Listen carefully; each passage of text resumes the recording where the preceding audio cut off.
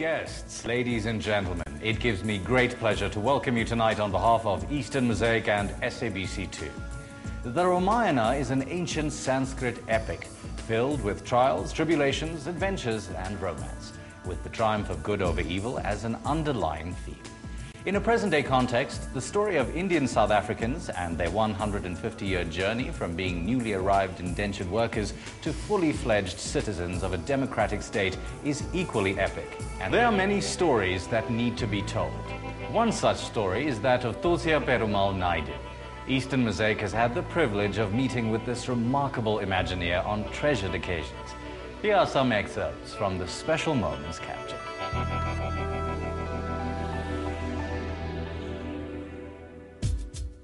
It's 50 years ago when I started this with my wonderful wife. We would go house to house in the night selling tickets, talking to people. A lot of them looked at us cynical. They probably thought this couple are lunatics, are swimming against the tide. And then the first committee with such wonderful Indians. You know, those Indians were a different class. I can't find them anymore. People welcomed us to the homes, and God bless that generation. I want to delve, if you ask me, what was your supremely defining moment, a moment that made it worth all your while? Was this year when I was invited by the government of India, and to allay anybody's suspicions that I did the job myself, I must convey my gratitude to Harshvardhan Shringla, much beloved Consul General for India, whom we all loved. He, I think, had motivated the fact that I should get this Pravasi Bharati Samman Award. How did that make you feel, and what did it mean to you? To have been flown by the government of India, my wife and I, to go to Delhi in midst this illustrious 4,000 odd delegates from 120 countries around the globe, and to be chosen to receive the Samman Award. You were one of 26.5 million Indians. That is awesome. And the actual award ceremony was something that left an indelible impression, because here you have the president of the world's largest democracy, Pratibha Devi Patel, and all 14 recipients going up to receive the award. But you know, when she saw me in my wheelchair, and she said, "Dr. Naidu, you stay where you are. I will come to you." It was a great moment, a moment of tremendous humility for me. This is an auspicious year because we're also commemorating 150 years of people of Indian origin in South Africa. Please share with us your thoughts and feelings on this. When you look at the 1860 settler, a series of circumstances in India beyond the control of this poor brought them to South Africa.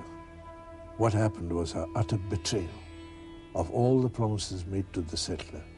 But out of that nation came the T.P. Naidus, came the Eastern Mosaic crew, came some of the finest builders and architects, doctors and lawyers. From that background, from that deprived background, from a community transplanted in South Africa and reduced to poverty, we had grown. And this epic fight, I think it's one of the greatest stories of human survival and progress in the world. So our journey in the 150th year, I don't look at it as a year for great tamasha. It's a year for solemnity. It is a year for reflection. And we must use this whole year to convey a continuous sense of gratitude for those pioneers who came to this unknown land across the perilous seas. By having settled here, on whose shoulders of tragedy and suffering we rose as a community, that we can say, we have arrived. Nobel Peace Prize laureate Mother Teresa said, "It's not how much we give, but how much love we put into giving." This is a philosophy that's very close to TP's heart.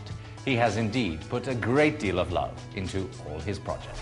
The Nadraja Award was started to recognize the efforts of people, and to put it plainly, put a garland on a man's neck when he's living and say a few words of praise.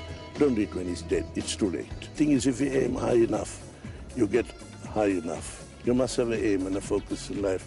And I think our awards recipients have done us proud.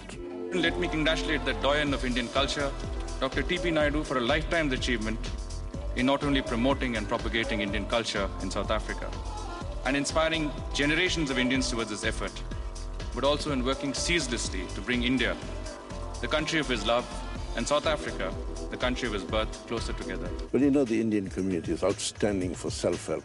Lots of things that we've done in this country has come from the sweat, the blood, the vision of our people. Leaders and achievers are driven by inner motivation, but they often shy away from public acclaim. The Nadaraja and Golden Peacock Awards offer them some of the public recognition that they so richly deserve, and also presents us with worthy role models for our country and community.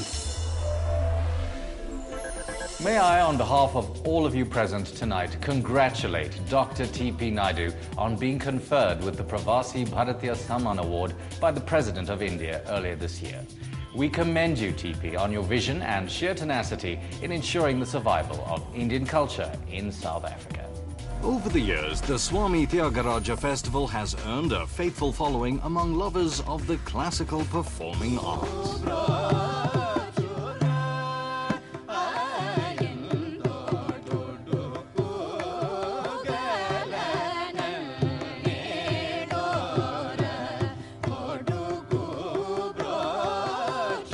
The festival has a dual purpose: to celebrate the classical performing arts and to recognize those people who've made a significant contribution to Indian culture. Dr. Naidu, the Swami Tyagaraja Festival is held yearly by the Indian Academy of South Africa.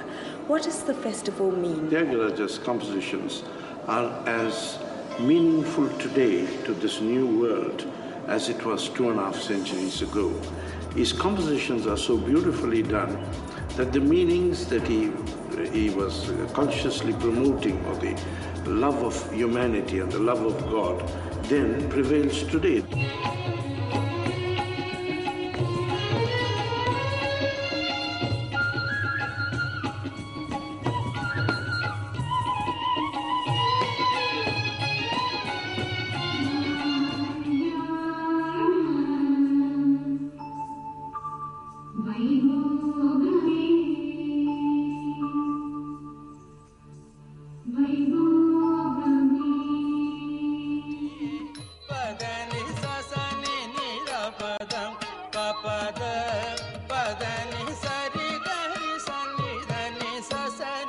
All my life I've, being a Gandhian, loved peace in every aspect of life.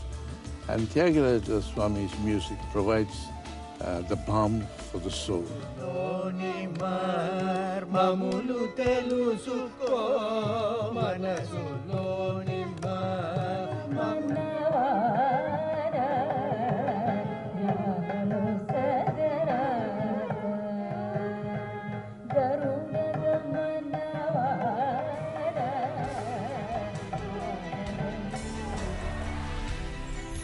Tonight is indeed a very special evening for Dr. T.P. Naidu, and we join hands with him as he celebrates the 50th anniversary of both the Indian Academy of South Africa and the Indian Annual, as well as the 150th anniversary of the arrival of Indians in our country. T.P. is a man who celebrates life. He also celebrates what it means to be Indian in South Africa, with honesty, integrity, and a sense of dignity true to the spirit of people who arrived in a colony as pariahs and whose descendants today are proud citizens of a free South Africa.